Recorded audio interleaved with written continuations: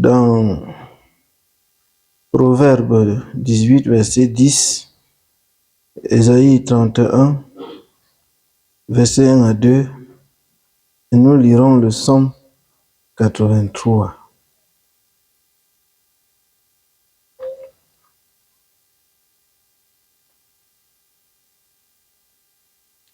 Proverbe 18, verset 10.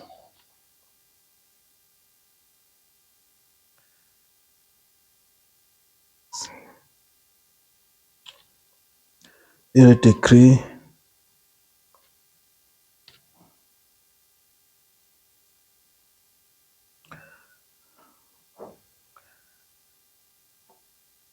une réprime, Proverbe 18, verset 10. Merde. Le nom de l'Éternel est une tour forte. Le juste s'y réfugie et se trouve en sûreté. Amen. Ésaïe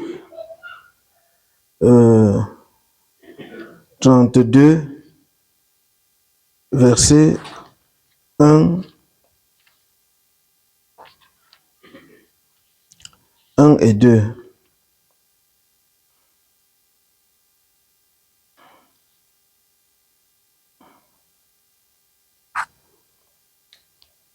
Alors le roi régnera selon la justice, et les princes gouverneront avec droiture. Chacun sera comme un arbre contre le vent, et un refuge contre la tempête, comme des courants d'eau dans un lieu desséché, comme l'ombre d'un grand rocher dans une terre altérée. Amen. Psaume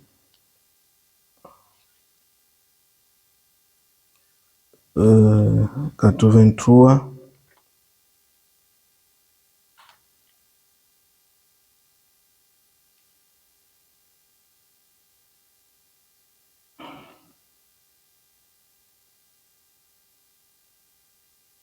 À partir du verset 2. Ô Dieu, ne reste pas silencieux, ne te tais pas et ne te repose pas, ô Dieu, car voici tes ennemis s'agitent, ceux qui te haïssent lèvent la tête, ils forment contre ton peuple des projets pleins de ruses, et ils délibèrent contre ceux que tu protèges.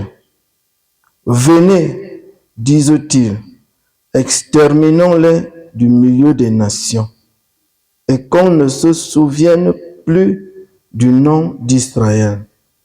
Ils se concertent tous d'un même cœur. Ils font une alliance contre toi. Ils tentent les tentes d'Édom et les Ismaélites, Moab et les Zagaréniens, Gebal, Ammon, Amalek, les Philistins avec les habitants de Tyr. La Syrie aussi se joint à eux. Elle prête son bras aux enfants de Lot.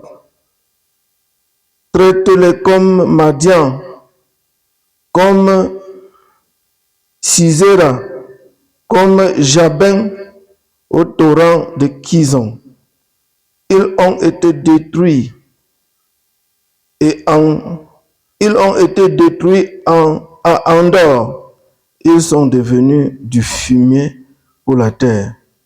Traite leurs chefs comme Oreb et Zip, et tous leurs princes comme Zébach et Salmouna, car ils disent: emparons-nous des demeures de Dieu. Mon Dieu rend Mon Dieu, rends-les semblables au tourbillon, au chaume qu'emporte le vent, au feu qui brûle la forêt, à la flamme qui embrase les montagnes.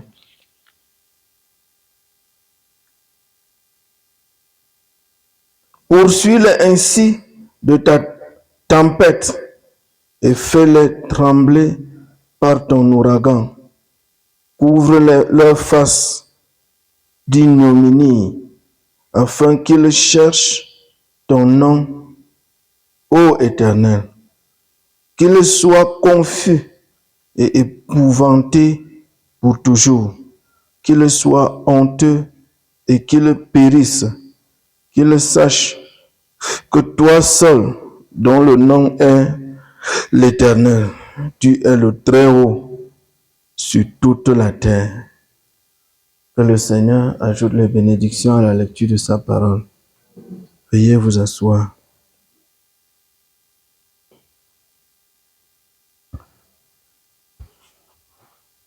Et si vous regardez bien, d'après la lecture que nous venons de faire, vous allez constater que c'est ce qui est en train de se passer sur la terre actuellement. Vous voyez, Dieu est en train d'accomplir cette prophétie. Oui, au moyen du jugement. Le jugement, quand vous entendez parler des tempêtes qui font des ravages, comme ce qui s'est passé dernièrement, vous voyez, au Maroc. Vous allez regarder, ce sont toujours les descendants de ces gens-là. Vous voyez? Oui, regardez ce qui s'est passé au Maroc. Regardez ce qui s'est passé en Libye. Vous allez constater que ce sont toujours les descendants de ces gens-là.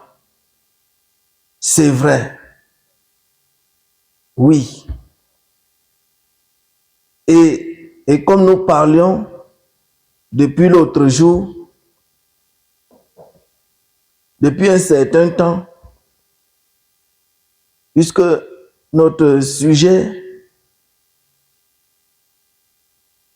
c'est comment faire sortir la pression. Comment faire sortir la pression. Il y a un message que le prophète a prêché. Laissez sortir la pression. Letting off the pressure. Maintenant, notre thème à nous, c'est comment faire sortir la pression à l'heure où nous vivons. Vous voyez? Parce que nous constatons une terrible montée de pression. Ou c'est moi qui le ressens, je ne sais pas. Je ne sais pas si vous ressentez ça. Je ne sais pas si je ne sais pas si vous comprenez cela. Vous voyez? Mais chaque jour qui passe, je sens une terrible pression qui monte, qui m'envahit. Par exemple, ce matin, je viens de trouver là sur le bureau deux factures d'électricité. La facture du mois passé et la facture de ce mois. Alors que le mois passé, j'ai déjà payé. J'avais déjà payé comme si j'avais laissé la facture de la plantation. N'est-ce pas? Oui. Donc j'avais déjà payé.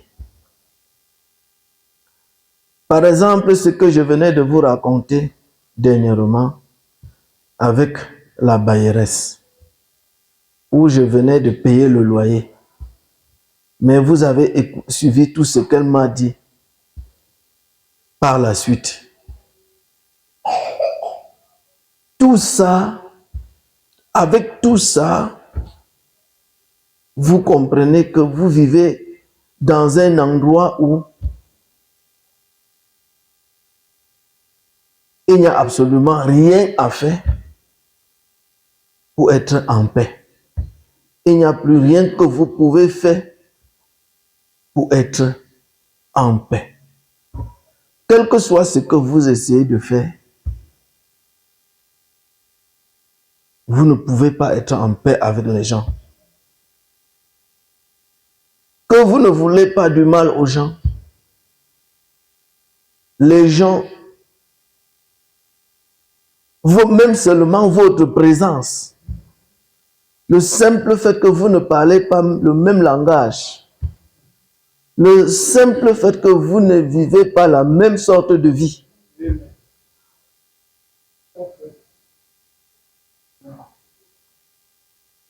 oui, parce que là où je vis,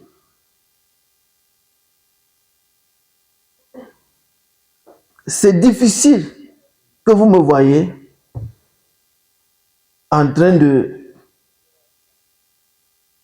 d'échanger avec les gens.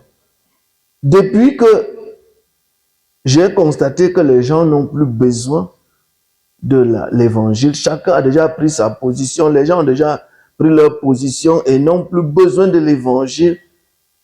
La seule chose qui me permettait d'être en contact régulier avec les gens, c'est quand il fallait leur présenter Dieu.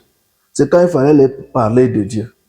Et depuis que les gens n'ont plus besoin de Dieu, depuis que la parole de Dieu ne touche plus les gens ne sont plus concernés par l'évangile. Les gens ont déjà pris leur position. Qu'est-ce que vous voulez leur dire qu'ils ne connaissent pas d'ailleurs?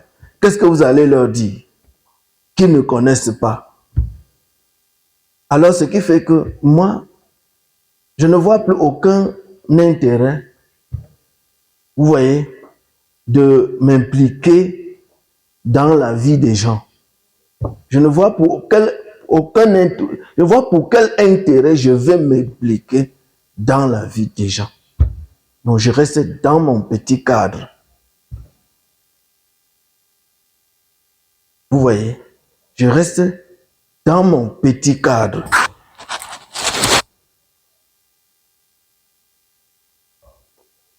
Vous regardez ce que les gens font, ça vous énerve.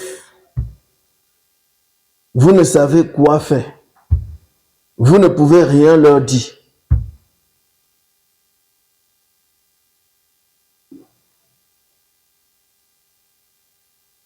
Vous voyez?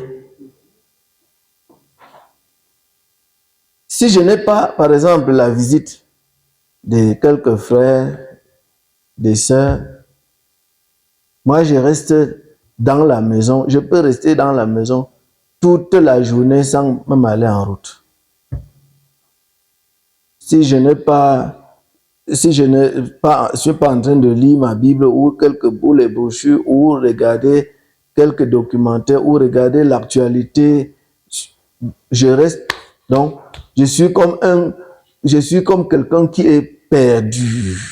Parce que, vous voyez, vous sortez, vous n'avez pas de gens avec qui fraterniser. Vous ne pouvez pas fraterniser avec les gens.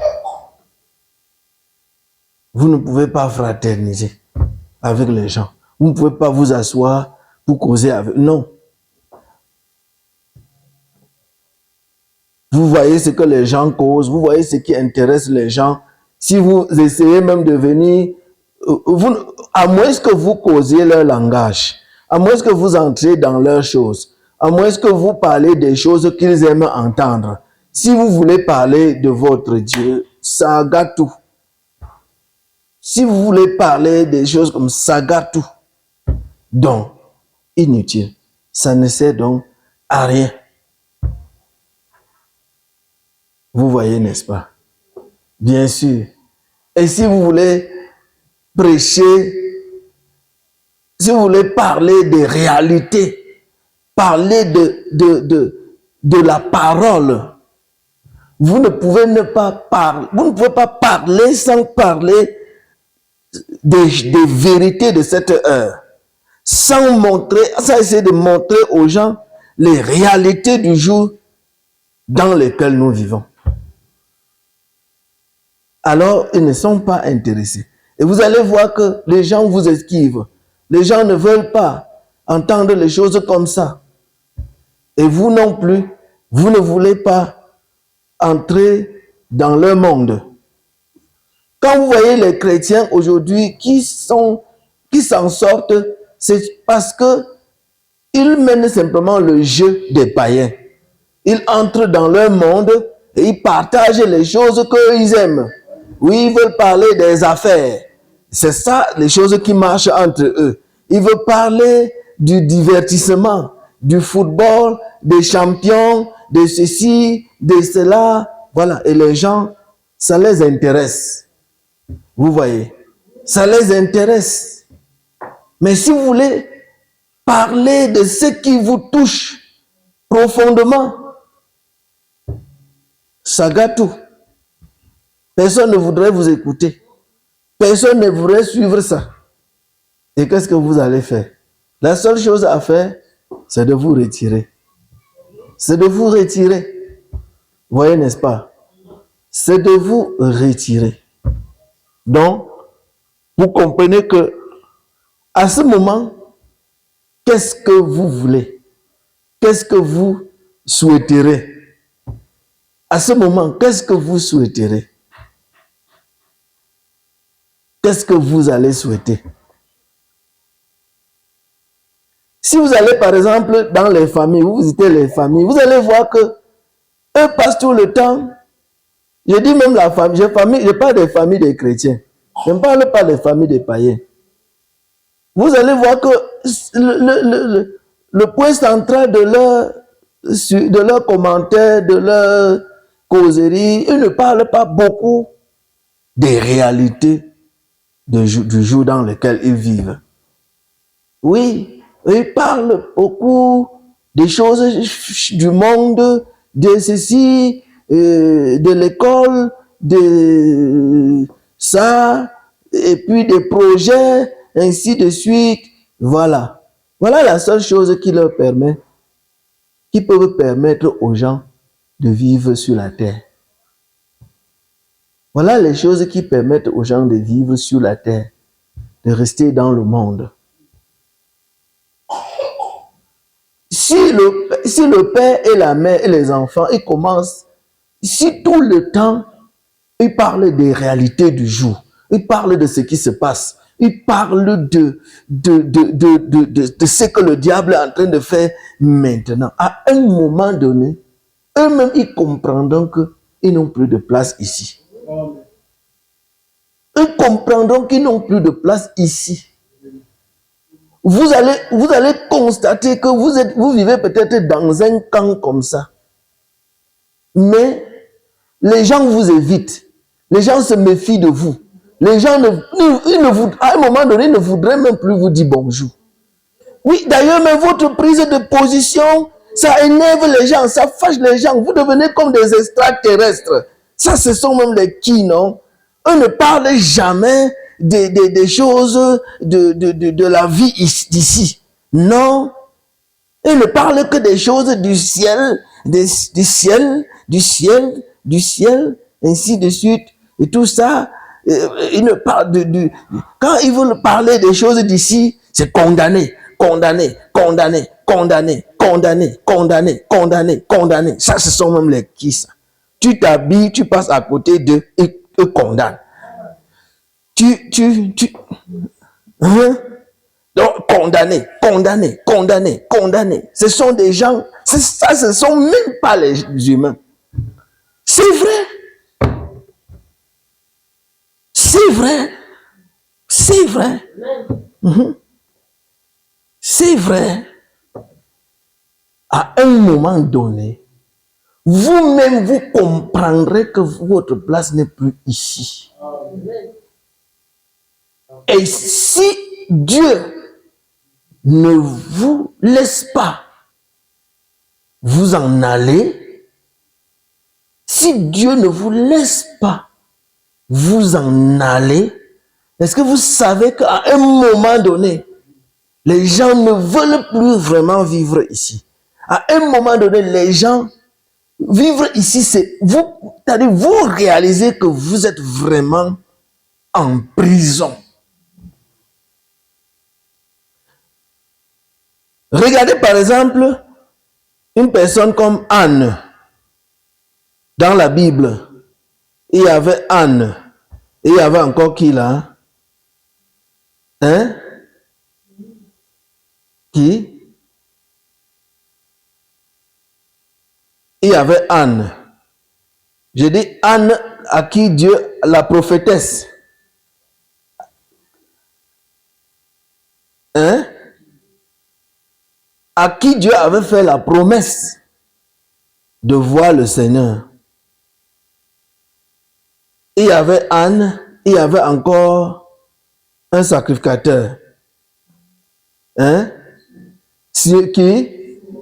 Siméon. Siméon.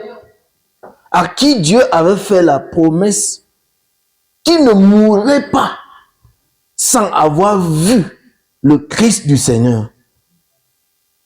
C'était devenu une prison.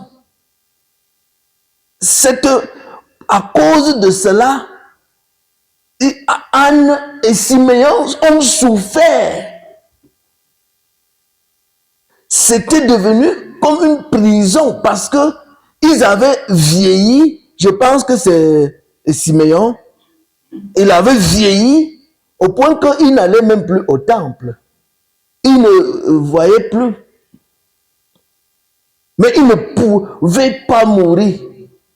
Ce qui fait que il était fatigué de cette vie-ci. Mais seulement parce que la parole de Dieu ne pouvait pas faillir. Seulement parce que Dieu avait dit, tu ne mourrais pas sans avoir vu le Christ du Seigneur. Il devait rester en vie. Jusqu'à ce que on a amené Christ, le jour qu'on devait amener Christ au temple, la Bible dit que le Saint-Esprit, poussé par le Saint-Esprit, il est allé au temple ce jour-là. Et ce jour-là, on lui a remis entre les mains le Seigneur, le Christ. Et quand il a pris cet enfant dans ses mains, il a dit, Seigneur, vous voyez, il a dit, Seigneur, mes yeux ont vu le salut d'Israël. Maintenant, tu peux laisser aller ton serviteur en paix.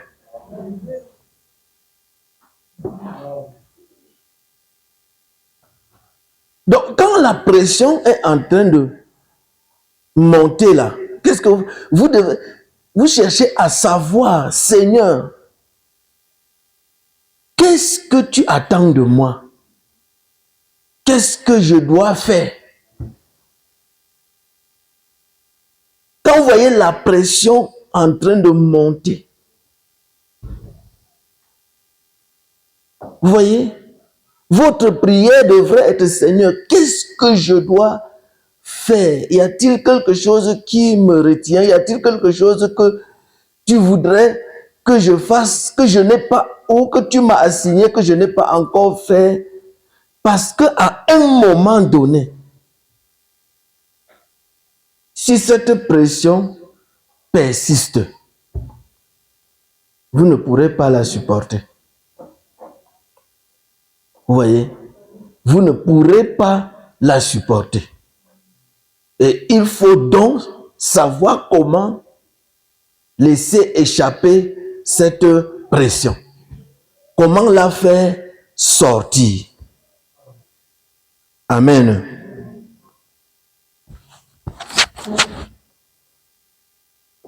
Il faut comprendre aussi ce que ça veut dire.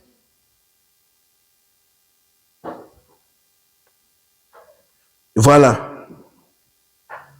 Il faut comprendre le message que cela incarne. L'autre jour, nous avions lu dans le prophète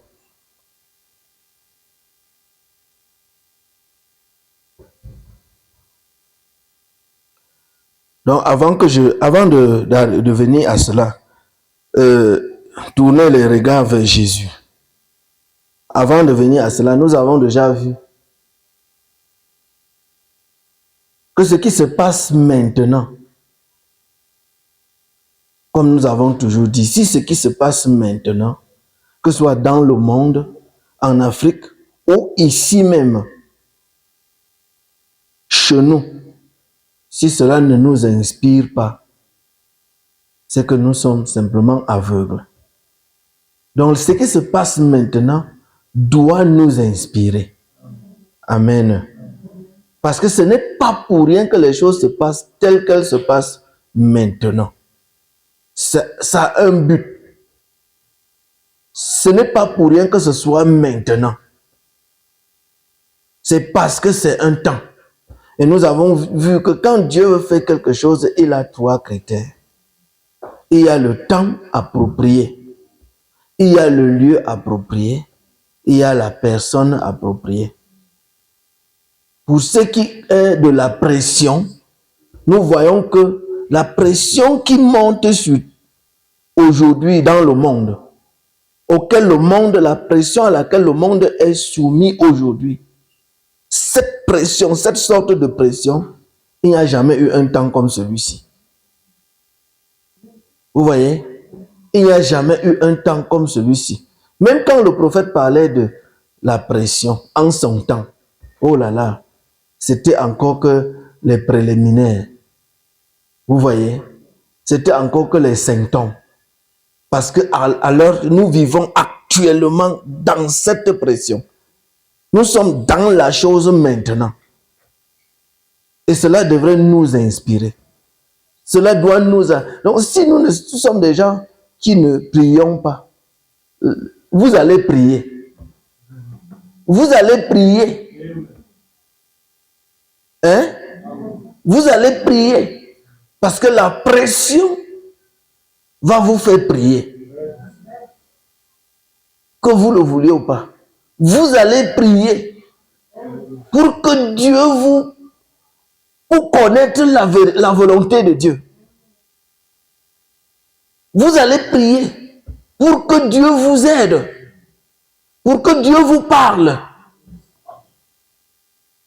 Hein? Pour que Dieu vous parle, afin que vous sachiez exactement quoi faire. Vous ne pouvez pas venir à l'église et commencer, vous asseoir et commencer à dormir.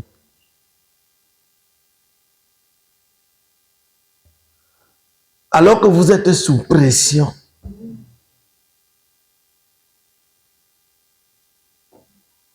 Déjà, permettez-moi de retourner un peu en arrière.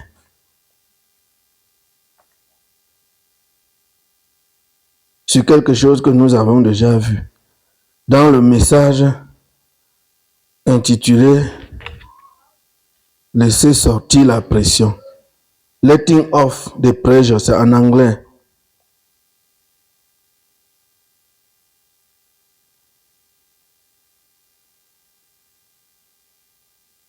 Le prophète dit, letting off pressure, page 12, paragraphe 69. Now, there was something when with that, cause that man would be nervous. Maybe a dozen men behind you, somewhere, every rock, every hill, every bush, the enemy, somebody was standing ready for him.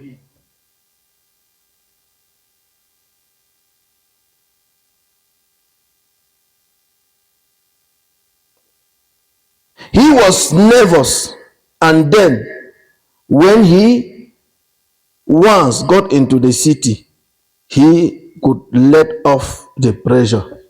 Diminuer les corps sur le truc-ci. He could let off the pressure. Donc le prophète parle de l'homme qui peut-être accidentellement, on mente un peu, accidentellement aurait fait quelque chose. Soit peut-être il avait tué quelqu'un. Et voilà que la famille de la personne va se jeter à ses trousses. Et la seule chose qu'il a à faire, c'est de s'enfuir pour essayer de sauver sa vie. Et pendant, il sera sous tension, sous pression. Il sera même sous les nerfs.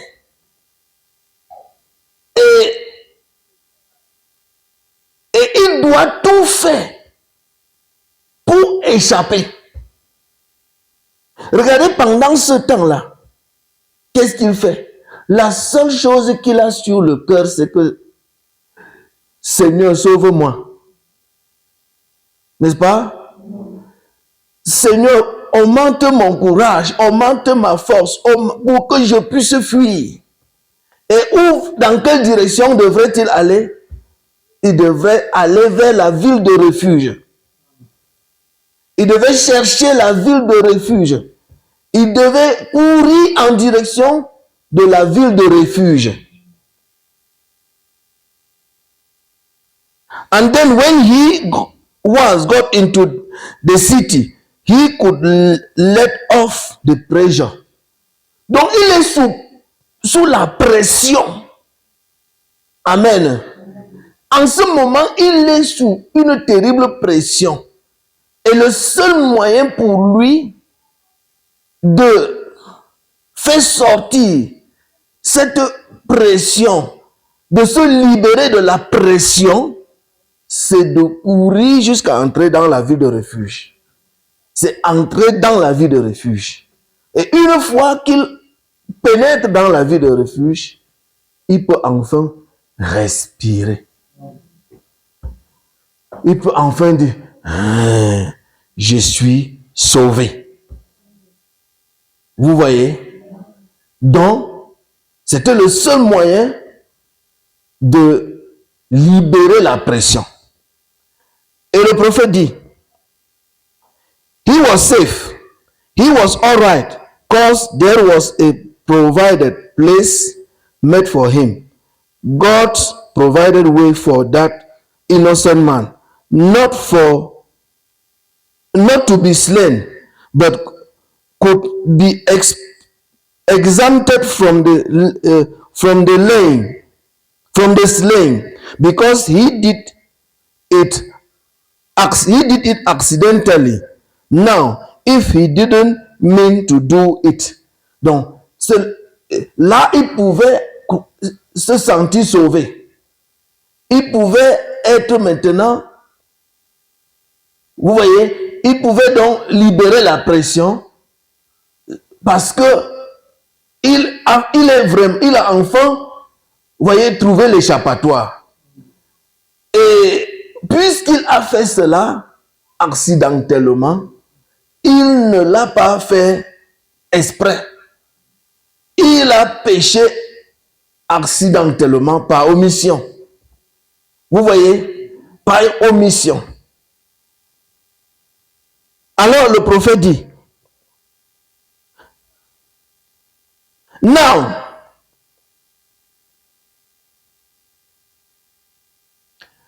if he means to do it well, he had to stand the circumstances, but there's no chance for him if he did it willfully. Donc, s'il avait fait cela exprès, alors il devait faire face à la situation. Parce qu'il n'y avait aucune chance pour lui, il n'y avait aucun moyen pour lui. Vous voyez? Alors, and there's two, et il dit, there's two classes of people today. Aujourd'hui, il y a deux classes de personnes. May I say this? There is men and women in the world today, brother reader, that really don't want to do these things they're doing. There's men and women in the world today that don't want to sin. I feel sorry for them. They don't want to do anything wrong, but they do it. They drove to it. Now, there's a place for that person that wants to do right. There's a place to let off that pressure. It's true, but there's some that doesn't care. Le prophète dit, il y a deux classes de personnes sur la terre aujourd'hui. Hein? Il y a deux classes de personnes. Il y a une classe de gens qui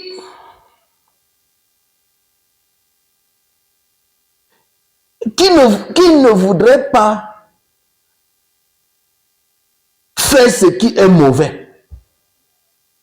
Il y a une classe de personnes qui ne voudraient pas faire ce qui est mauvais. Qui ne veulent pas faire ce qu'ils sont en train de faire.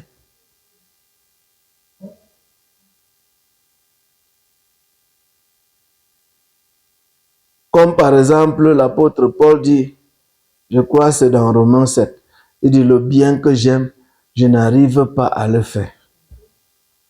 Le bien que j'aime, je n'arrive pas à le faire. Le mal que je n'aime pas, c'est ce que je fais. Quand je veux faire le bien, je me rends compte que le mal est attaché à moi. Qui me délivrera du corps de cette mort? Il y a un groupe de gens qui font des choses qu'ils ne voudraient pas faire.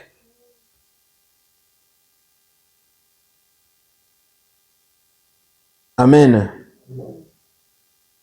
Et ce sont ces gens-là qui ont des problèmes, qui sont dans des vrais, sérieux problèmes. Ce sont ces gens-là qui font des choses qu'ils ne voudraient pas faire. C'est eux qui ont vraiment des ennuis.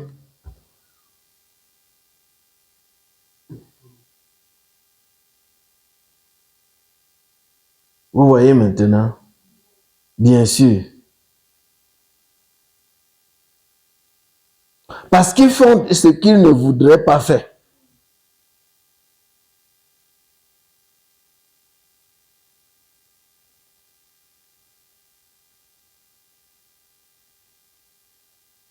Et c'est pour ça que, à un moment donné, vous comprenez que quitter ici, partir d'ici est impératif.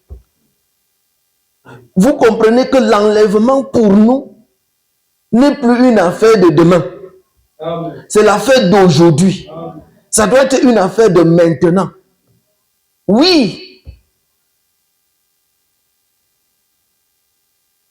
L'enlèvement pour nous, à ce moment, n'est plus une imaginaire. Ça ne peut plus être imaginaire. Ça doit être une réalité. Ça doit être un besoin. Ça ne doit pas être quelque chose que vous attendez que Dieu vienne faire. Pourquoi est-ce que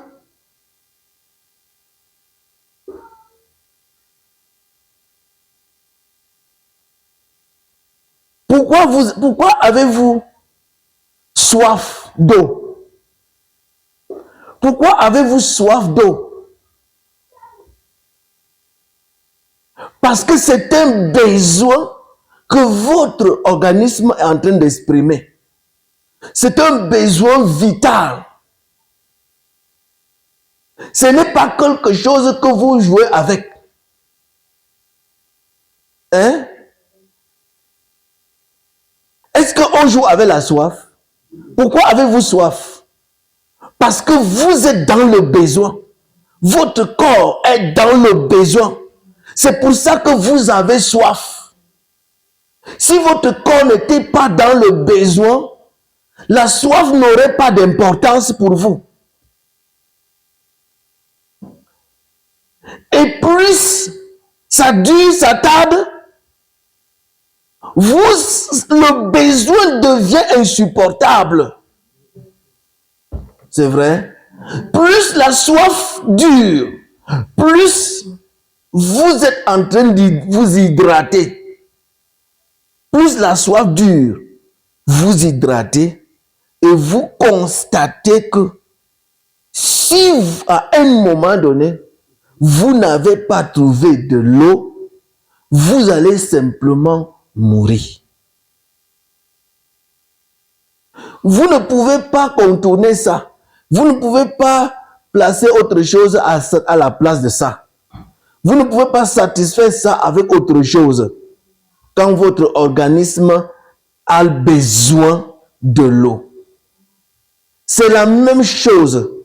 Quand vous vous retrouvez dans un monde, à un moment, à une époque, amen, comme celle-ci, quand vous vous retrouvez dans les jours comme ceux-ci,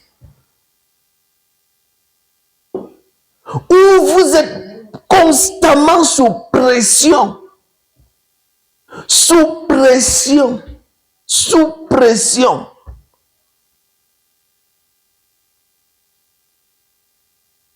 alors ça devient un besoin. Si vous avez la révélation, si vous avez compris, amen, si vous êtes un chrétien et que vous avez la révélation de Dieu, vous comprendrez que l'enlèvement est impératif. Donc ça devient un besoin de chaque jour pour vous. Vous comprenez que ce qui se passe là dans votre vie en ce moment, autour de vous, en ce moment n'indique qu'une seule chose, c'est-à-dire de partir. De partir. Alors ça devient un besoin. Vous ne pouvez pas remplacer ça par autre chose. Si on vous donne beaucoup d'argent, ça n'enlèverait pas cette pression. Amen. Vous avez plein de nourriture à la maison, mais la pression continue de monter.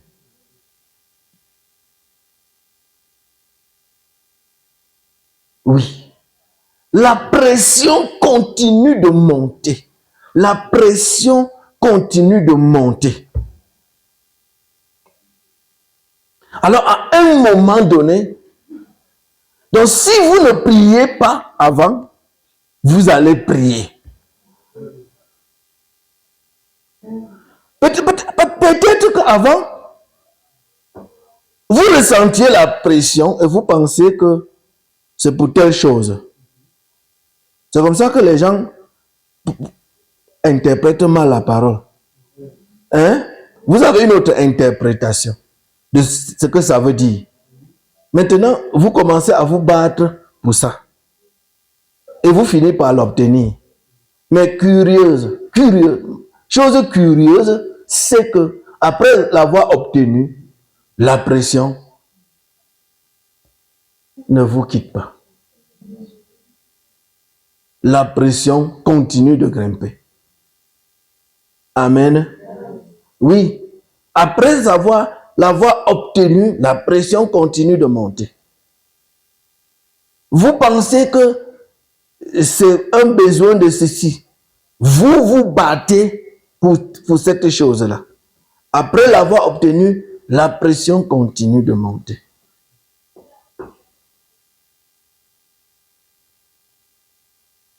Vous voyez maintenant? Oui. Et qu'est-ce que vous allez faire? Si vous ne trouvez pas la bonne issue pour faire sortir cette pression, elle va vous tuer. Vous allez mourir d'une mort, soit d'une mort spirituelle. Voyez? Oui, soit d'une mort spirituelle,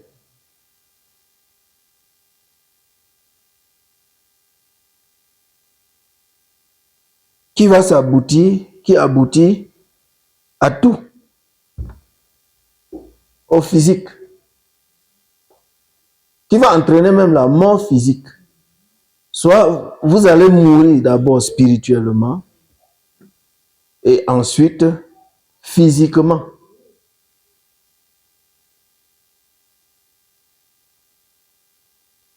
C'est vrai. Pourquoi?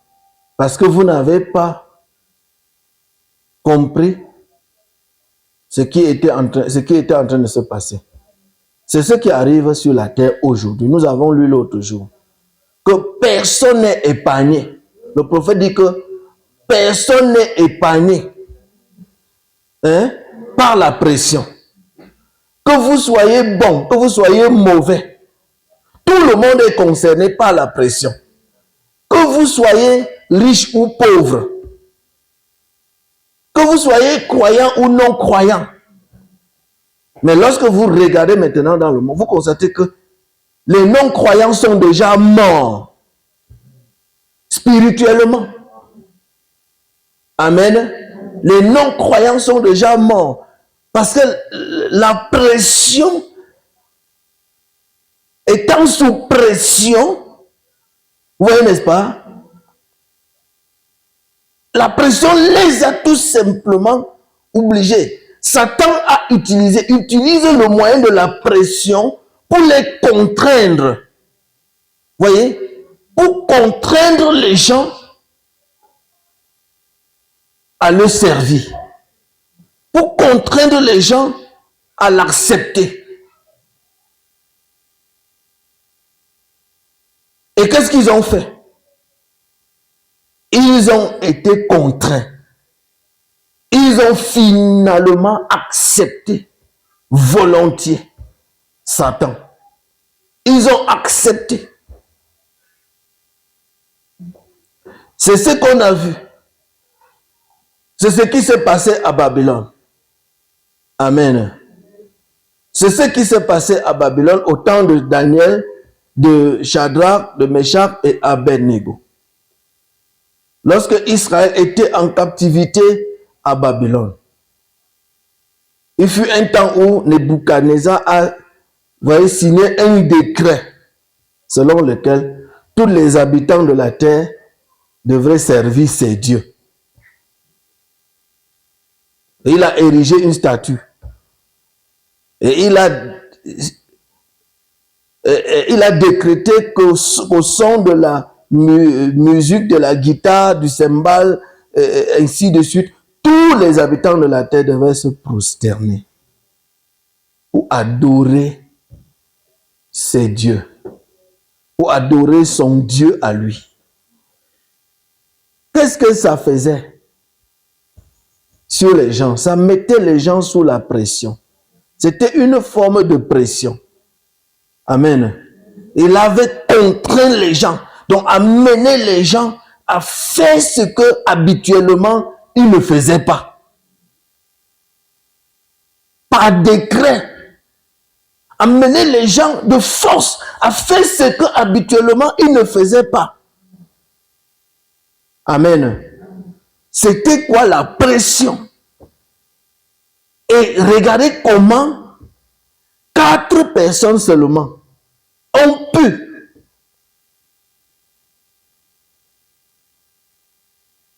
relever ce défi. 4 personnes. Daniel, Shadrach, Meshach, Abednego.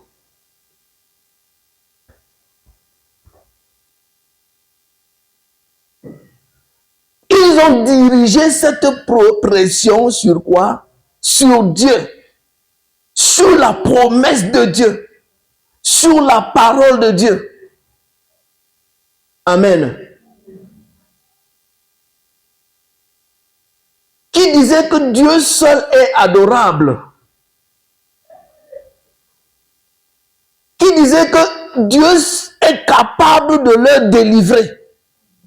Dieu est capable, plus que capable de leur délivrer. Et même s'il ne leur délivrait pas, ils n'adoreraient pas cette statue-là. Ils étaient prêts à mourir. Amen. Donc vous voyez, soit vous vous soumettez, soit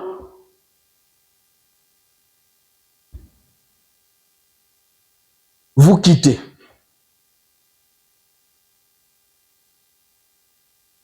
Soit vous vous soumettez ou vous quittez.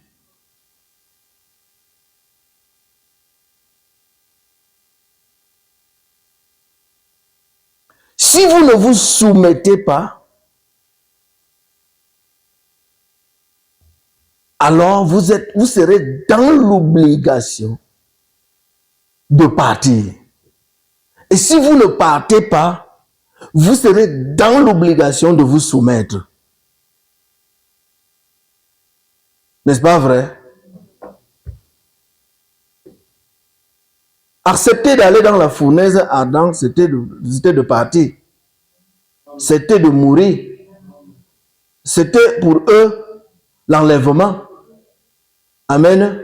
C'était l'enlèvement.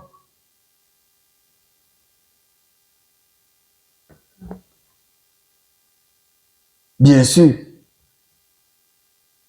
Et comme Dieu n'avait pas promis l'enlèvement à ce temps-là, amen, la seule chose qu'ils avaient à faire, c'était de mourir.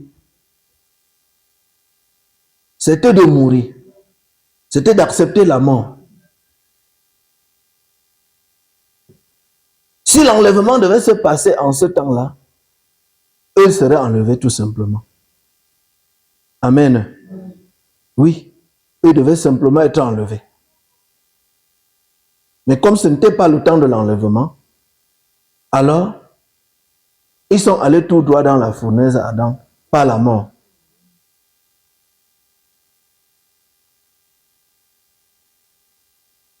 Réfléchissez, regardez un peu ce qui se passe aujourd'hui. Et vous comprendrez.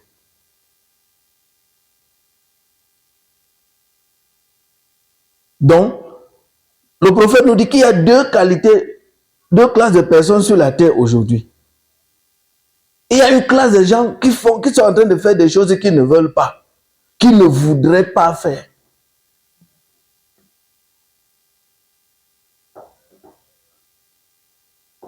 Qu'est-ce qui vous fait faire les choses que vous ne voudrez pas faire? Pourquoi vous faites les choses que vous ne devrez pas faire? Frère, sœur, pourquoi vous faites des choses que vous ne devrez pas faire? Pourquoi nous faisons des choses que nous ne devrions pas faire? Des choses que nous savons que nous ne devions pas faire ça. Mais nous les faisons. Pourquoi nous faisons ça? Hein? La pression. C'est la pression, non? C'est la pression, non? Bon, maintenant, que devrons-nous faire pour ne plus faire des choses que nous ne voudrions pas?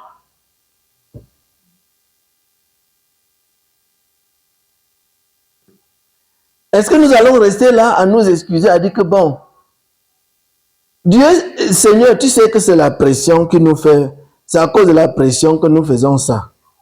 Tu sais bien que ce que je fais là, je n'aime pas. Mais tu vas prier comme ça toute ta vie en faisant la même chose. Et sachant que ce que tu fais là, ce n'est pas en train de bâtir la vie. Ce que tu fais là ne produit pas la vie. Le résultat de ça n'est pas la vie. Ça ne va pas produire la vie. Ça ne produit pas la vie. Ça produit la mort. Le but de ça, c'est que tu puisses mourir. Le but de ça, c'est que le but de la pression, c'est que tu puisses faire ce que tu ne devrais pas faire jusqu'à la mort. C'est pour ça. Qui a créé la pression? Est-ce que c'est Dieu qui t'a mis sous pression? Est-ce que c'est Dieu qui te met sous pression? Non. Ce n'est pas Dieu qui te met sous pression pour que tu fasses des choses que tu ne devrais pas faire. Qui est celui qui te met sous pression? C'est l'ennemi.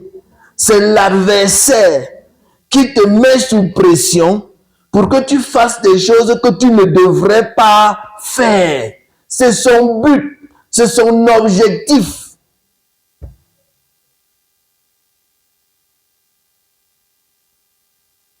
C'est même ça. C'est ce qu'il veut. C'est ce qu'il cherche que tu fasses. Que tu fasses des choses que tu ne devrais pas faire.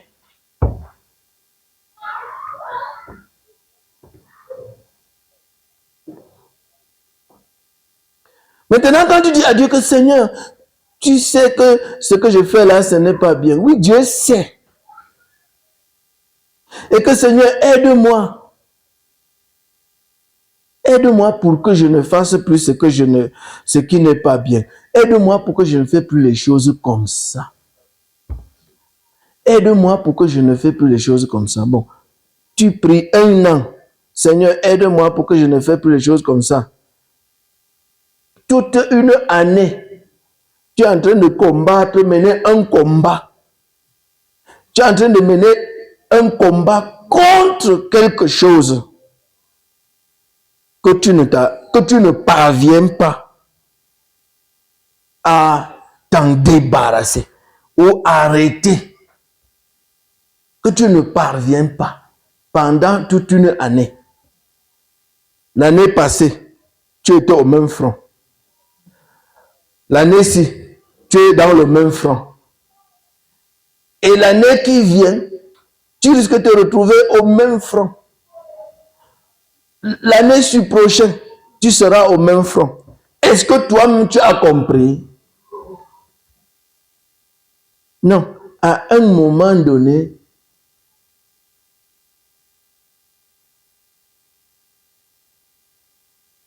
ça ne serait plus un combat.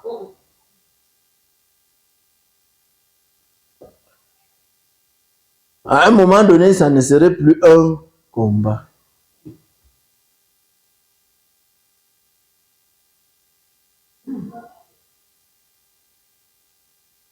C'est vrai, non? Parce que toi-même, tu sais que tu ne peux pas gagner. Tu ne peux pas mener un combat que tu sais que tu ne peux pas gagner. Est-ce que c'est vrai? Tu ne peux pas livrer un combat que tu sais d'avance que tu ne peux pas gagner.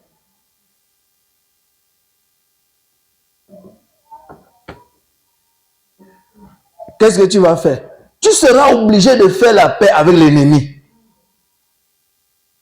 Tu seras obligé de faire la paix avec ton adversaire. Tu seras obligé de faire la paix avec lui. Hein? Bien sûr. Le combat est terminé. Tu seras obligé de faire la paix avec lui. Parce que c'est depuis des années que tu luttes avec lui et tu ne l'as jamais gagné.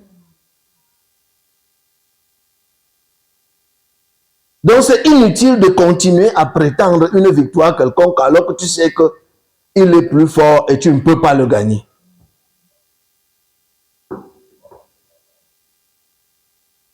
N'est-ce pas vrai? Bien sûr.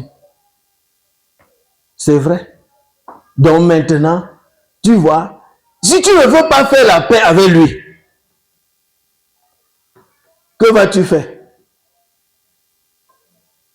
Si tu ne veux pas faire la paix avec lui, tu es obligé de changer de stratégie.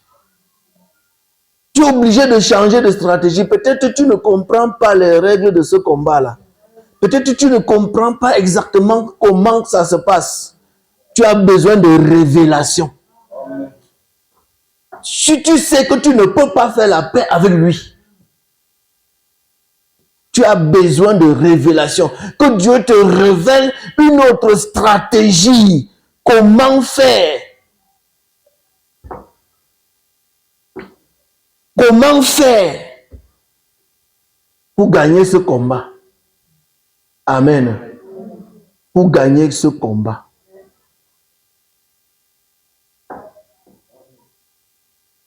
Et là, en ce moment,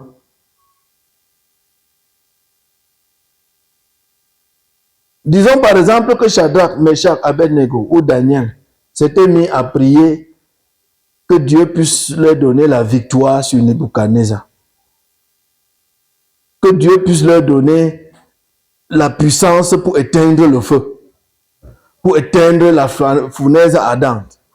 Que Dieu puisse leur donner la puissance pour frapper d'aveuglement tous leurs ennemis. Pour frapper d'aveuglement Nebuchadnezzar. Pour que Dieu puisse envoyer les anges pour venir combattre à leur côté. Et combattre ce roi méchant. Et combattre tous ces païens-là. Ils seraient encore là en train de mener ce combat jusqu'à aujourd'hui et ils n'auront jamais vaincu. Ils seront en train de mener le même combat jusqu'à aujourd'hui et Nebuchadnezzar sera toujours là et la pression n'aurait jamais diminué. N'est-ce pas vrai? La seule chose qu'il fallait faire, c'était soit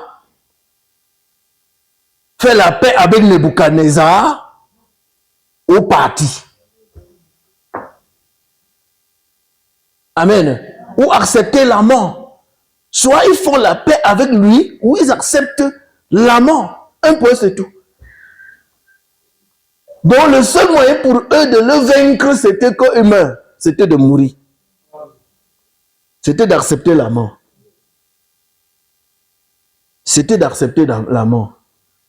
C'était le seul moyen de le vaincre.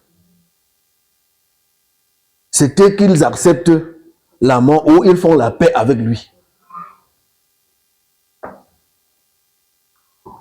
Et c'est pourquoi vous allez voir qu'aujourd'hui, il y a beaucoup de chrétiens qui sont en paix avec le monde. À l'heure-ci, ils sont vraiment en paix avec le monde. Parce qu'ils ont compris que ça ne sert à rien de faire le bras de fer avec le diable. Ça ne sert à rien de provoquer Satan. Ça ne sert à rien de provoquer Satan. Ça ne sert à rien de dénoncer le mal. Ça ne sert à rien de dénoncer les institutions de Satan. Les institutions de Satan. Ça ne sert à rien de parler mal de l'État, du gouvernement auquel vous allez envoyer vos enfants, qui a votre vie, qui contrôle tout, qui contrôle les finances, qui contrôle tout. Ça ne sert à rien de parler en mal d'un ennemi qui a votre vie sous contrôle. Beaucoup de chrétiens ont compris que ça ne sert à rien de parler en mal d'un ennemi qui a votre vie sous contrôle. Oui. Alors qu'est-ce qu'ils ont fait? Ils ont choisi d'être neutres. Même si le diable tue tout le monde, même si l'État corrompu, même si les francs-maçons, même si le démon, le diable qui a pris le gouvernement en otage et tout, même s'il tue tout le monde, même s'il fait n'importe comment, tant que ces chrétiens-là peuvent avoir de quoi manger, tant qu'ils peuvent, tant que leurs enfants ne sont pas touchés, là, ils font le neutre, ils ferment les yeux, ils restent tout simplement tranquilles. Parce que ça ne sert à rien de provoquer un ennemi qui a votre vie sous contrôle. Parce que si vous le provoquez, vous n'aurez qu'une seule chose à faire. Soit vous partez, ou il vous tue. Hein? Soit vous partez, soit alors il vous tue. Bon, et si vous n'êtes pas prêt à ce qu'il vous tue, et vous n'êtes pas prêt à partir, je veux dire, qu'est-ce qu'il faut faire? Vous devrez vous taire, non? Il faut vous taire, il faut que vous vous taisiez. Vous devrez vous taire. N'essayez pas de parler en mal de l'État. Et vous savez bien que chaque fois qu'un homme, que ce soit un prophète, un juste, s'est levé sur cette terre pour parler en mal de l'État, du gouvernement, alors il a été condamné d'une peine capitale. Vous le savez, non? Vous le savez bien que chaque fois qu'un homme, un prophète s'est levé sur cette terre pour parler en mal, c'est-à-dire pour critiquer, pour dénoncer, pour s'attaquer au gouvernement, à l'État, alors il s'est attaqué à Satan en personne. Et avec tous les moyens et les capacités que le diable dispose à travers l'État et le gouvernement, ils ont été condamnés d'une peine capitale. C'est-à-dire sans appel. Une peine où on vous, c'est-à-dire qu'on finit une fois avec vous.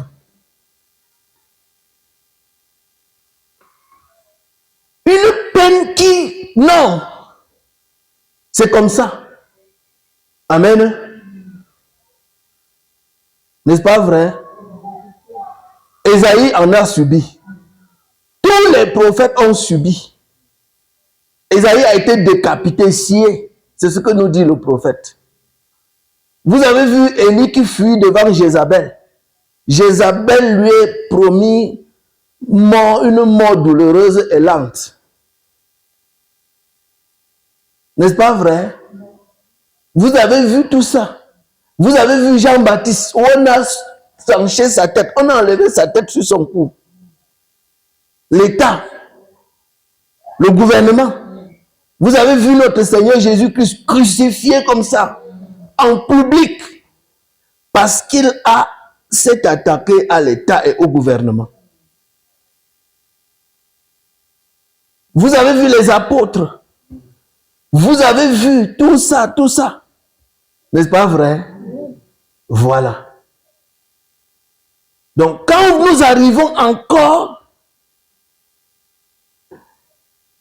aux jours comme ceux dans lesquels nous vivons, où la pression, où Satan veut que tous les habitants de la terre lui prêtent allégeance. Amen. Lui prêtent allégeance.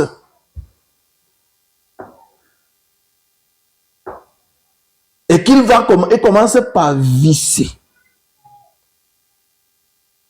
Donc, il met la pression sur les gens. Il pousse les gens, où les gens se retrouvent en train de faire des choses qu'il ne fallait pas faire. Des choses qu'ils ne devraient pas faire. Quand vous vous retrouvez dans cet état de choses, dans cette condition de vie, où vous allez faire des choses que vous ne devrez pas faire,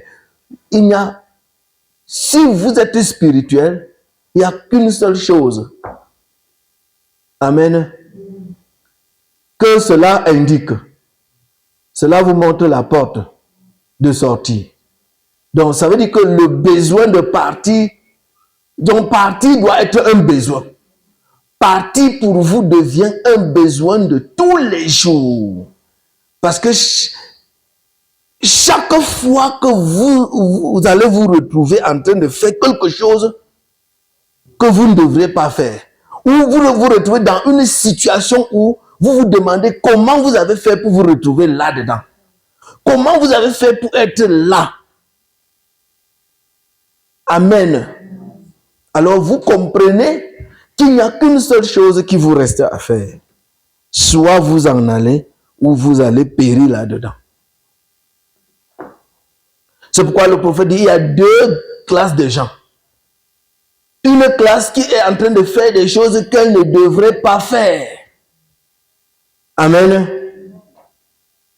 Les hommes et des femmes qui sont en train de faire des choses qu'elles ne devraient pas faire. Et qui ne voudraient pas pécher. Des hommes et des femmes qui ne voudraient pas pécher. Mais qui peuvent se retrouver en train de pécher alors qu'ils ne voudraient pas le faire.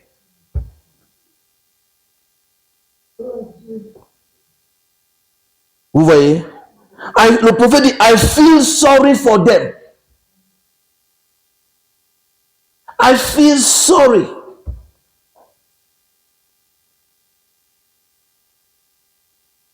J'ai vraiment de la compassion pour eux. They don't want to do anything wrong, but they do it. Ils ne voudraient pas faire quelque chose de mal, mais ils le font.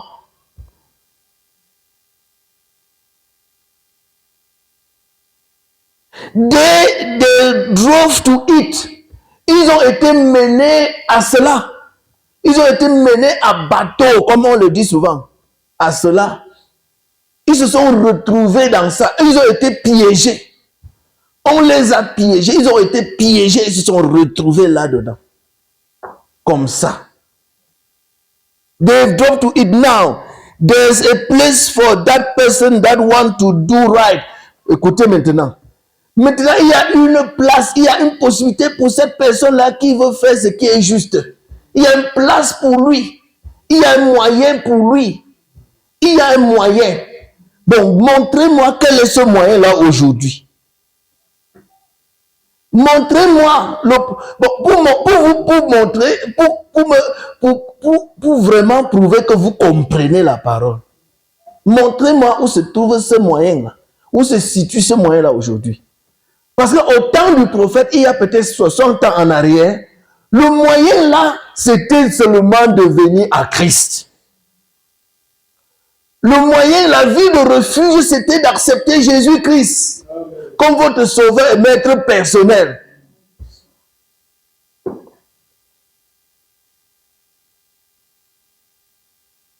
N'est-ce pas vrai? Le moyen, c'était d'accepter Jésus-Christ comme votre sauveur et votre maître personnel. Mais aujourd'hui, la dispensation a changé. Il ne s'agit plus seulement d'accepter Jésus-Christ comme votre sauveur et maître, parce que je l'ai fait, nous l'avons déjà fait. Nous avons le Saint-Esprit. Nous sommes nés de nouveau. Nous sommes rachetés.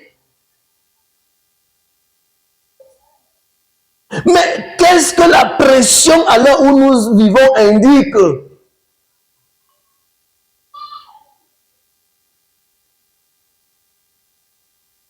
Il y a de cela 10, 15 ans, 20 ans en arrière, vous étiez chrétien, on vous respectait. Vous êtes chrétien, on vous respecte. Tu arrives quelque part, tu dis à quelqu'un, je suis un chrétien. Ah, mais ça a du sens. Dis à quelqu'un, je suis chrétien, pour voir si ça a un sens, si ça fait encore, si ça tue encore la mouche aujourd'hui. Dites à quelqu'un, je suis chrétien. Il y a 10, 15 ans en arrière, tu pouvais dire à quelqu'un, je suis chrétien. Il te croit, il te respecte. Mais aujourd'hui, les plus méprisés, c'est les chrétiens. Tu dis aujourd'hui à quelqu'un, je suis chrétien. Et dis, tu es aussi entré, tu es dans la secte. Donc, tu es aussi dans les sectes là qu'il y a dehors. Parce que aujourd'hui, chrétien, c'est au-delà d'être catholique, d'être protestant, d'être pentecôtiste. Ça a un autre sens. Ça a une autre signification. Parce que tu ne peux pas dire à quelqu'un, je suis chrétien, en tant que catholique, en tant que protestant. Amen.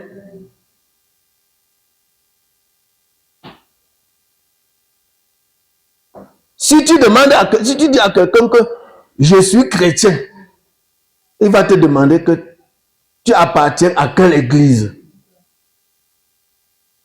Il va te demander que tu appartiens à quelle église. Vous comprenez maintenant?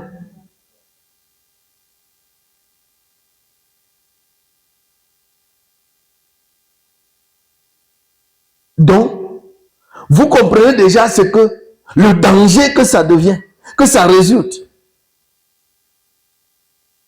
En devenant chrétien, en étant seulement chrétien. Amen. Et vous avez autour de vous un monde qui se déclare aussi chrétien. Tu dis, je suis Je suis chrétien. Il dit, moi aussi, je suis chrétien. Le marabout dit, moi aussi, je suis chrétien. Le sorcier dit, moi aussi, je suis chrétien. Tout le monde est chrétien. Même le musulman dit, je suis chrétien. Vous comprenez maintenant? Tout ça seulement pourquoi? Parce que pour lui, être chrétien, c'est quoi? Même celui qui n'a jamais été à l'église et dit je suis, qui ne part dans aucune église dit je suis chrétien.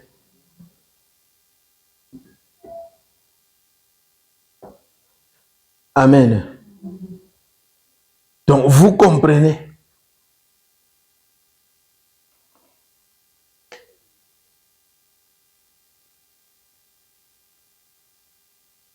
Donc le moyen aujourd'hui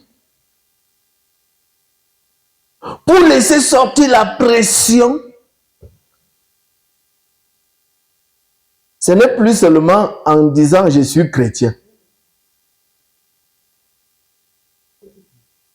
Amen. C'est comprendre la promesse de Dieu pour aujourd'hui.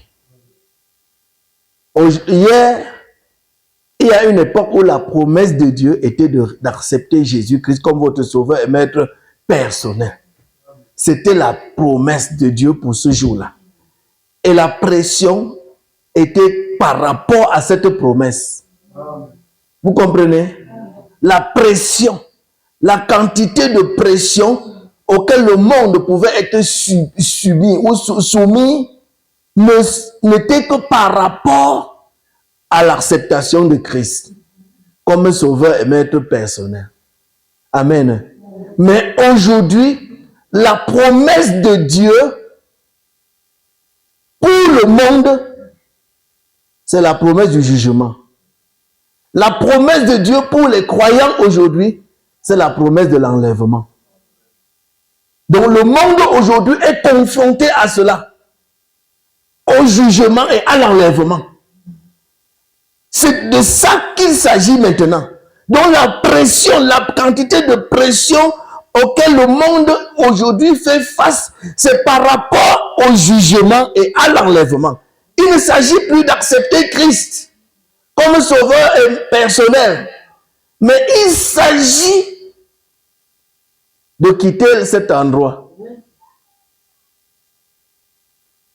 Et le diable maintenant est en train de tout faire pour que personne ne puisse croire qu'il y a un endroit où Dieu a préparé pour les siens, pour les gens. Le diable est en train de tout faire pour que personne ne puisse quitter cet endroit. Donc le grand combat aujourd'hui que Satan mène sur la terre, c'est d'empêcher les gens de comprendre que ce monde est condamné. C'est d'empêcher les gens de comprendre que ce monde est voué à la destruction.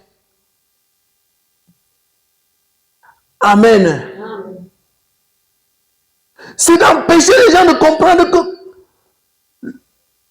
toutes les organisations, tout ce qu'on a fabriqué jusqu'ici a servi à chasser simplement Dieu du monde, a servi à retirer le Saint-Esprit de la terre.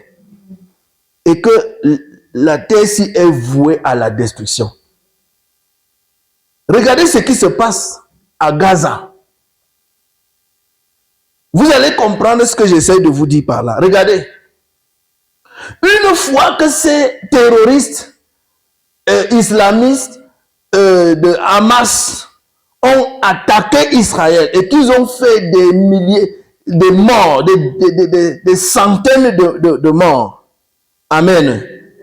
Et que maintenant Israël a lancé une riposte massive contre Gaza dans le but d'éradiquer le terrorisme à Gaza. Maintenant, la question était que quoi? Que les civils qui sont dans cette zone-là, qu'ils partent. Et on a indiqué un endroit qu'ils partent au sud, vers le sud. Donc on a indiqué un endroit où ils devraient partir pour se réfugier là-bas. Amen. Bon, regardez ce que les terroristes font. Les terroristes savent qu'en évacuant la population, eux qui vont rester seront vulnérables. Et en quittant aussi le territoire, Israël va récupérer ce territoire-là. Vous comprenez maintenant qu'en délogeant les gens, en évacuant les gens, en laissant partir les gens, eux qui sont les terroristes, qui sont en train de revendiquer le territoire, le pays, seront vulnérables. Et Israël va vite les massacrer. Maintenant, si eux, ils partent avec la population, Israël va récupérer le territoire. Qu'est-ce qu'il faut faire? Il faut bloquer, empêcher le peuple, les civils, de sortir. Il faut empêcher les civils de partir. Et c'est pourquoi vous entendez, il y a on parle de plus de 10 000 morts et dans d'autres, on parle de plus de 20 000 morts. Parce que les terroristes empêchent les civils de partir. Et vous constatez que c'est la même stratégie que Satan utilise contre l'Église. Comme il sait, le diable sait que le jugement de Dieu est déjà sur terre. Le jugement est déjà arrêté. La terre et le monde est déjà condamné et voué à la destruction. Amen. La seule chose que les gens devraient faire maintenant pour échapper aux catastrophes, aux tremblements de terre, à l'inondation, à tout ce qui se passe, tout ce qui va décimer la terre avec ses habitants, la seule chose c'est de partir, c'est de sortir de ce système, quitter ce monde, ce gouvernement, ce système païen qui a organisé le monde de manière à ce que tout le monde ne puisse que mentir, voler, escroquer, mener une mauvaise vie, faire des choses qui ne sont pas bien. Parce que c'est ça qui assure, vous voyez, n'est-ce pas, l'existence de Satan, qui assure le règne de Satan sur la terre. Sans l'injustice, sans le mensonge, sans le vol, sans la corruption, sans la prostitution, sans tous les vices qu'on connaît aujourd'hui, Satan n'aurait pas de place. Il ne pourrait pas subsister. C'est ça qui lui permet de vivre. Amen. Alors maintenant, il connaît la promesse de Dieu quant à l'enlèvement. C'est pourquoi il va faire monter la pression d'une manière stratégique. Amen. Il utilise seulement la ruse. Il ne va pas faire des choses vaguement comme ça. Vous comprenez? Il ne peut pas faire des choses d'un coup de manière à ce que tout le monde dit « Yeah, non ». Il va utiliser la ruse. C'est pourquoi les chrétiens qui ne voient pas ce qui se passe, amen, vont toujours rêver à un avenir meilleur. Ils vont rêver à un changement. Mais le changement qu'ils vont voir d'ici demain, ce serait le chaos. Ce serait quand ils seront pris à la gorge. Ce serait quand il n'y aura plus rien à faire. C'est là où ils vont comprendre. Voyez, n'est-ce pas? Oui. Mais comme ils ne voient pas ce qui se passe maintenant, ils ne peuvent pas comprendre. Or, Satan sait que le temps est fini pour lui. Le diable sait que le règne de Christ devait déjà venir. Il sait que Christ a racheté la terre. comme ces Palestiniens-là, ils savent que la Palestine et Jérusalem, c'est la terre d'Israël. Ils le savent. Ils connaissent ça. Mais qu'est-ce qu'il faut? Pour convaincre l'opinion, il faut mentir. Il faut inventer des choses. Amen. Et c'est ce qu'ils essayent de faire. Pour faire croire aux gens. Mais la vérité reste la vérité. Amen. Donc nous voyons ces deux groupes de gens sur terre aujourd'hui où certains sont en train de souffrir parce qu'ils font des choses qu'ils ne devraient pas faire. Mais il y a un autre groupe qui fait seulement ce qu'elle doit faire. Il y a une autre classe de gens qui font ce qu'ils sont censés faire. Ils n'ont aucun problème particulier là-dessus. Amen. Alors, ceux qui souffrent le plus, c'est ceux qui font ce qu'ils ne devraient pas faire. Et le seul moyen pour eux d'arrêter de faire des choses comme ça, pour donner les points, puisque c'est ça qui assure, vous voyez, n'est-ce pas, la longévité de Satan sur la terre. C'est par ce moyen-là que le diable reste, qu'il est encore sur la terre et qu'il continue ses opérations.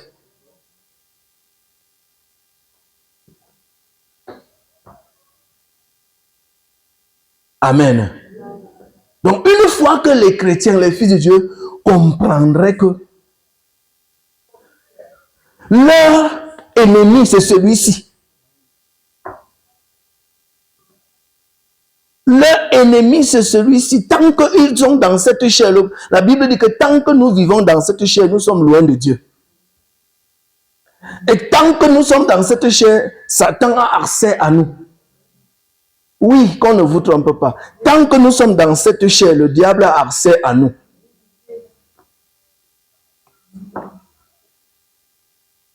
Déjà même parce que, notre venue dans ce monde est selon le diable. C'est selon sa version. Ce n'est pas selon la version de Dieu. Nous n'avons pas hérité cette chair selon la parole de Dieu. Nous avons hérité ce corps selon la parole de Satan. C'est selon l'interprétation du serpent. N'est-ce pas vrai? Jésus pouvait tenir tous les coups que le diable lui est monté.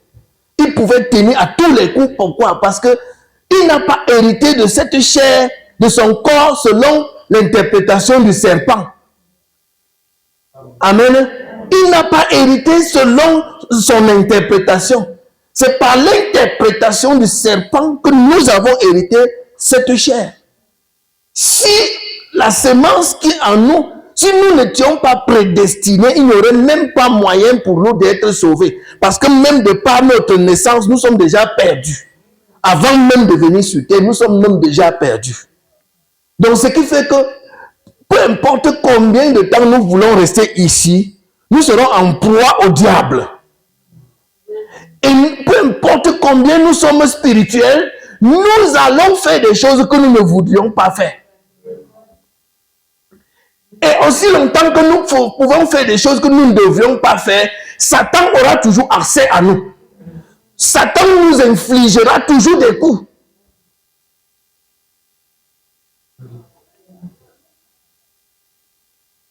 N'est-ce pas vrai? Oui. Oui, monsieur.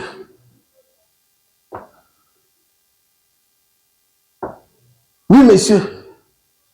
Donc, pour que nous puissions être en paix avec nous-mêmes, désormais en paix, et avoir une paix définitive, et avoir une délivrance totale, c'est comprendre la pression qui monte sur nous, qui monte, et savoir comment laisser sortir cette pression. savoir ce que cette pression-là voudrait dire. La pression à laquelle nous sommes soumis maintenant, c'est de comprendre ce que ça voudrait dire. Comme j'ai parlé du besoin d'eau, de la soif. Donc, cette pression à laquelle nous sommes soumis maintenant nous montre une seule chose. Nous montre qu'il n'y a qu'une seule chose à faire. Si nous voulons être libres, si nous voulons laisser sortir cette pression, c'est l'enlèvement. C'est l'enlèvement. Vous voyez? C'est l'enlèvement. Tant que nous sommes ici, la pression continuera. Écoutez donc ce que le prophète dit dans le message. Tournez les regards vers Jésus.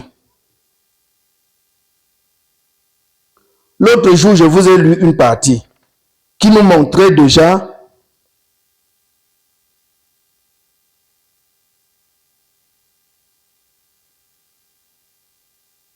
où le prophète nous disait déjà, à la page 6, paragraphe 39, le prophète nous a dit, je lis encore cette paragraphe-là, cette citation-là, avant de continuer. Maintenant, souvenez-vous, il n'y aura jamais d'imitation à cela, parce que ce n'est pas possible. Voyez-vous, ce n'est pas possible. Maintenant, il a vu le jour, et j'ai été prévenu de ceci.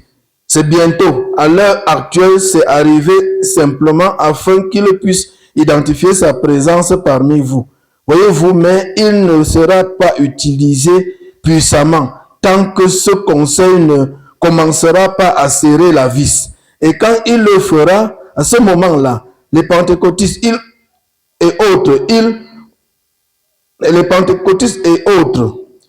peuvent imiter presque tout ce qui se fait. Mais quand ce moment-là viendra, quand la pression viendra, alors ce que vous avez vu temporairement, vous le verrez se manifester dans la plénitude de sa puissance. Voyez-vous.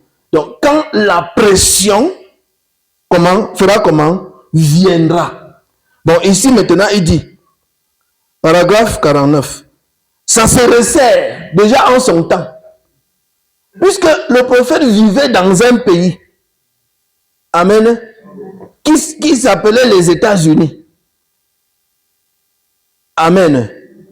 Et ce pays-là était un pays stratégique par rapport à son temps où il vivait. C'était un pays stratégique. Donc, ce pays avait les caractéristiques qui devraient vraiment conduire le monde. Vous voyez, n'est-ce pas? Qui devrait conduire le monde dans une pression totale. Dans la manifestation totale de la bête, de la marque de la bête. Est-ce que vous comprenez? Ce pays-là, c'est un pays stratégique. Donc, qui avait tout ce qu'il fallait, que le diable allait s'en servir pour conduire le monde. Vous voyez, n'est-ce pas? À une déchéance totale.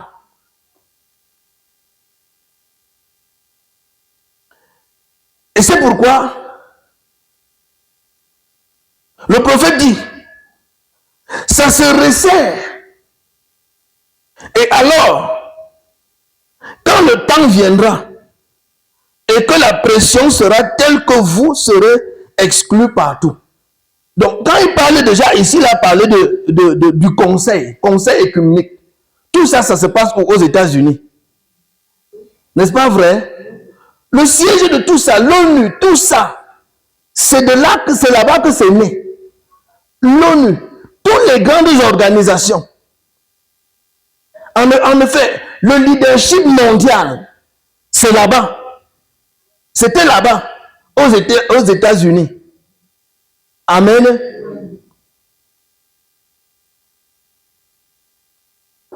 Le leadership mondial, la civilisation, en ce qui concerne la civilisation, en ce qui concerne, vous voyez,